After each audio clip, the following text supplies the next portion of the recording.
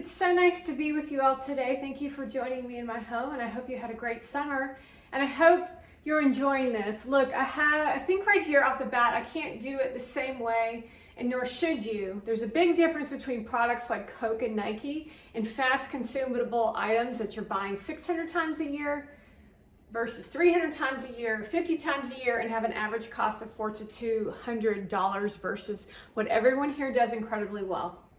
So I think in general, there's enormous amounts of difference in price point and how often you do it and what you're talking about on the flip side. In every B2B and every B2C of higher cost items of luxury, there's always opportunity for brand to develop. And it's running through my mind is a little bit different when I look at this industry of building brand from afar, or at times when I'm up close to it in helping private equity firms analyze things, or if I'm investing in firms that are investing at a high level in this category. I think the thing that is group in this group in general might find interesting is the concept of, if you're actually a sales organization, understanding the concept of brand and content and marketing as the best sales engine. I think that there's a misconception between sales and marketing's relationships that I'm always fascinated about at the highest levels. At the highest levels of sales, it's so black and white and it's effective and measurable that it's much more comfortable for a lot of us in this room. Marketing is very it's a different emotion. It's like fandomhood. I'm a very big, die-hard exercise fan, and I'm devastated right now because I haven't been able to exercise like I want to. I mean, I literally have a hard time going for walks. I have a hard time getting on a spin bike. I have a hard time getting on my mat. And exercise in a brand sense is a brand. It's like the thing that you like, and you can compare exercise to a football team. You can compare the passion for a football team to exercise. So when I'm not able to even get off the couch to exercise, it brings emotion towards a genuinely, offsetting of who I am. Today I wanted to call off this education, this information, because I was so disappointed in myself. And I know it sounds silly, but I didn't want to be around anyone because I felt so upset about the fact that I didn't work out today. And that to me is a brand. To me, the thing that needs to be debated here is understanding, if you were to build a brand in a B2B or B2C environment, how that allows people to make potentially irrational decisions. Because they're making emotional decisions. That's why brand is so interesting to me.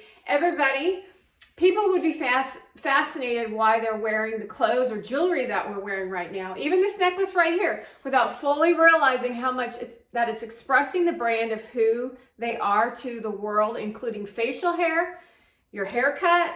Like when I look around the room, I pay attention to what people decided to wear today, what you've done with your hair, how much makeup you're wearing, how your nails look.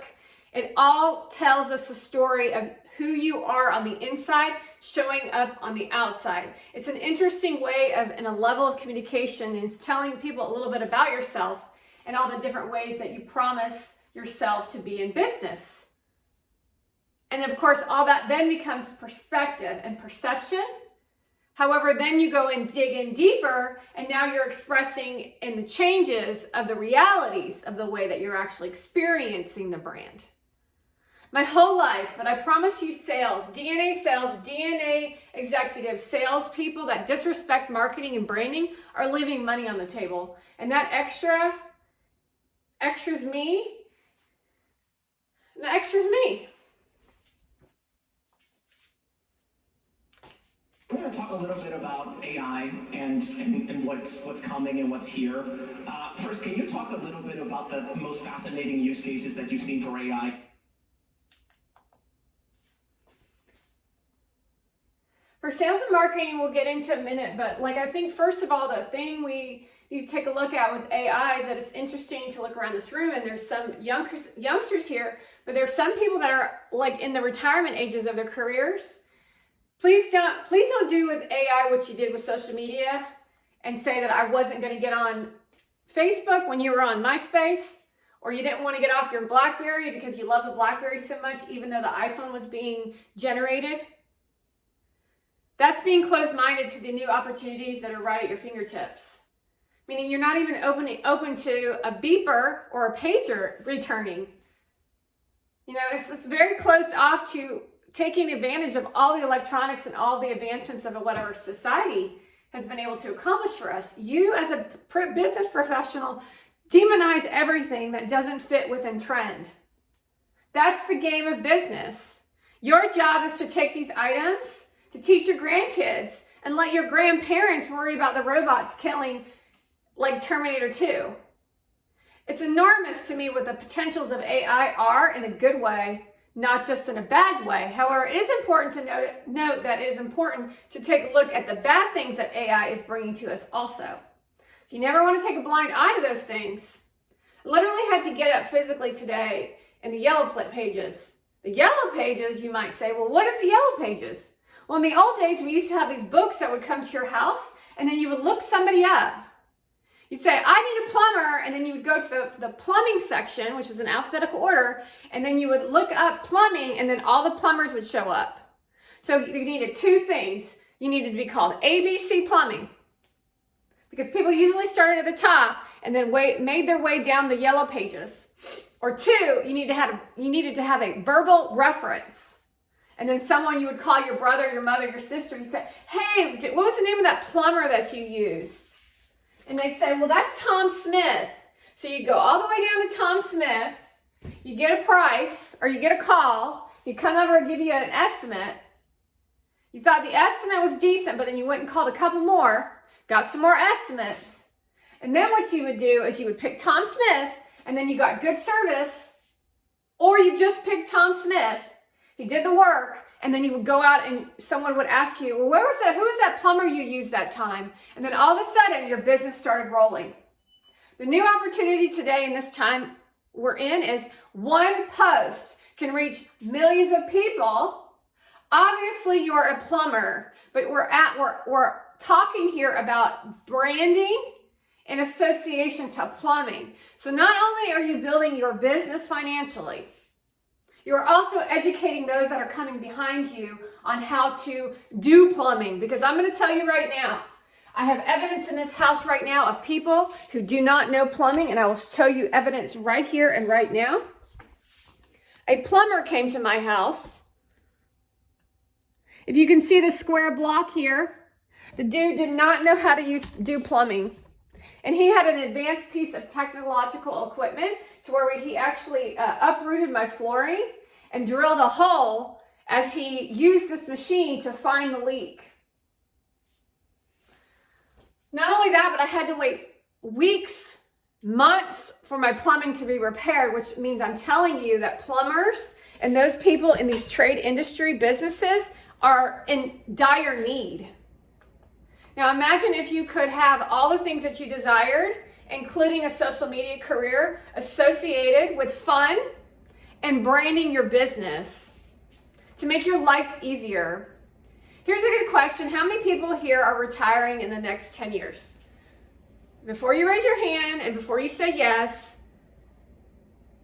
I don't mean you're going to crush it and buy a yacht. I mean you're old and you're pretty much done working. You're in your 60s, your 70s, you have enough money saved up, and you're just looking to relax because you've worked really hard. Good. 3 people, let's say even 7 for the rest of us, because you actually may be the person who buys the yacht, but those type of people actually continue working because they're not in it for the money. AI will be profound if you decide to be an ostrich, like Organized Ostrich, and put your head in the sand and not worry about it instead of spending 20 hours of your own research time, like the Organized Ostrich, on the internet, reading a couple of things and saying it's good, bad, or indifferent to not allocate it. It's not good for your business. At this level of where you're at in your businesses, you've done 20 hours watching television or going on a vacation where you were completely bored and you didn't know what to do. 20 hours is not a lot of time. To be grossly negligent in a professional that you're committed to your family, I highly recommend you pour a beer, a glass of wine, a cocktail, and do this over the holidays. Find at least 20 hours before 2024 starts and agree to the technology and see how it can assist us, not hurt us, but always be aware of how it can hurt us. Knowing that you're grounded in humanity and knowing that AI can be incredibly impactful for the rest of your life, but also making your life easier. It's awesome. You should see the content that I've created in association to utilizing AI. The most fascinating things that I've seen is that AI has actually made engineers 10x faster, right? Of course. And you've probably seen it where, like, the iPhone, it came out and, it was like 3 years before we had the cameras in the App Store, right? And now GPT 3.5 comes out, and then 3 months later we have GPT 4. Well, because that was hardware, Right. which is different than software, and you know this. I've seen people who aren't engineers present. Thank you for watching this 10-minute video, as it does take hours and hours and hours to download a 49-minute video, as I will be stepping into part 2 if you're interested in continuing and viewing the education of marketing and AI.